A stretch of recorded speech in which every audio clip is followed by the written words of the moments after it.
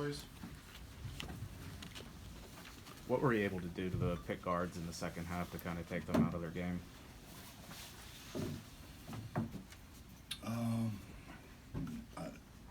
And I think they got worn down a little. I don't know that we did. We didn't do anything that we did in the first half, conceptually. So I think they just got worn down a little bit. What did you learn, Bob, from facing those two guards last year that you tried to apply tonight, as far as your all's defensive game plan went? Really nothing, because a year ago we were pressing it every trip. So, we turned them loose a bunch, and we just tried not to turn them loose the way we turned them loose a year ago. But you're going to turn them loose whenever you play the way we were playing, and we're much more a half-court team now. When you're a half-court team, you've got to try to keep people in front of you. I think Sheboy kind of set the tone there in the first half, especially in the offensive boards. Yeah, that's his best game by far. Just trying to get him to slow down. He goes too fast at times. Just trying to get him to slow down. He's got great hands. He takes a beating physically, and it doesn't bother him. And it's hard to get the ball out of his hands once he gets both hands on it. And Derek didn't play, near as well as Derek's been playing, and so Oscar had to carry the load. Is that a matchup that you liked going into tonight's Sheboy against the Pitt's forwards down there? Is that something you thought maybe could be exploited? We played one game, so I really don't know what our guys, what to expect from our guys. This is just our second game, and we played an exhibition and a scrimmage, but you're throwing guys in and out. You want to see what everybody does, so we were playing 13, 14 guys then. So we need to play some games. Coach, against Akron, obviously, Oscar got in the early foul trouble and just couldn't find the rhythm and get into it. He said he made you a promise this week that he was going to give you everything he had and run. What was this week in between the two games like for him? Well, the conversation we had, Justin, was, good players do what they're good at doing. If you watch guys that excel, they're guys that if they can really run, and Oscar can really run, then run. Don't trot, run. And he got our other guys open shots because he ran, collapsed the defense, which those guys don't look at as much.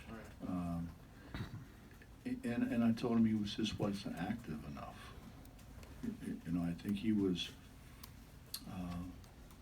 not in a selfish way, but he was looking to score instead of doing what he does, and what he does is rebound the ball as well as probably anybody in college basketball. So I just try to get him to do what he's good at doing. What did you like about what Emmett gave you tonight? I thought Emmett made, every time they made a run and they kind of started getting some momentum going, I think Emmett made a play. I just see he made that shot in the corner. He made a couple in the first half whenever the game was tight. Got a couple breakaways. I thought he was really, I thought, Oscar had a great game, but I thought Emmett was the key. He made plays when we had to have a play. Any particular reason Derek struggled tonight? He got in foul trouble early, Got in foul trouble early, and it's hard when you sit over there. Especially when you're used to playing. He's used to playing. And it was, they were keying on him. I know that, or it seemed anyways, I don't know. It seemed to me that they were really set on doubling him in the post and not letting him have his way in the post. So. Is it hard for any of the players to find a rhythm when there's so many fouls? They're going to have to get used to it, I think, obviously. It looks to me like it ain't going to stop. How important was the depth that you are able to roll out of guys 6'7", 6'8", or taller when you have a guy like Culver in foul trouble that didn't really seem to hamper your size advantage at any point. Well, I think that's it's hard in one way. You know, it's hard because, you know, for a while we didn't get Jordan.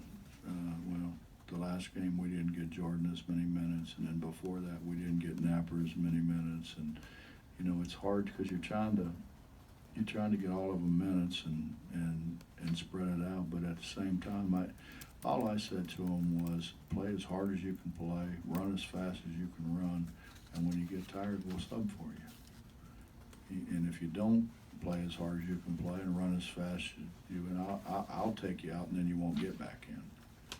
You know, so if you ask out, I'll put you back in. If I have to take you out because you're not playing hard, I won't put you back in. Coach, you mentioned Pitt's guards kind of wearing down as the game went. Was that a result of something you were doing as a team, or was that just the natural flow of the game? If you were out there and they chased you around for 40 minutes, you know, and you had to just run, zig and zag, and you know, you run around trying to get the ball, and then when you get the ball, you're trying to drive, and as soon as you think you're driving, somebody comes to help, and then you got to bounce it back and throw it to somebody else, and then try to get open again, and you do that for 40 minutes, I'll bet your ass be tired too. Did you see a better effort from Jordan tonight? Yeah, I thought Jordan was much better. I just got to get him to step into shots, that's all. And he steps into shots, he makes them. Coach, in all seriousness, you didn't like your defense after the Akron game. Do you feel any better about it? Yeah, I thought it was better. I mean, Justin, in all honesty, Ronnie did a great job. Ronnie came up with something that we had never done before with ball screens, and I think if we continue to work with it, it can be pretty good. And I think we can do multiple things out of it. So, That's what that is.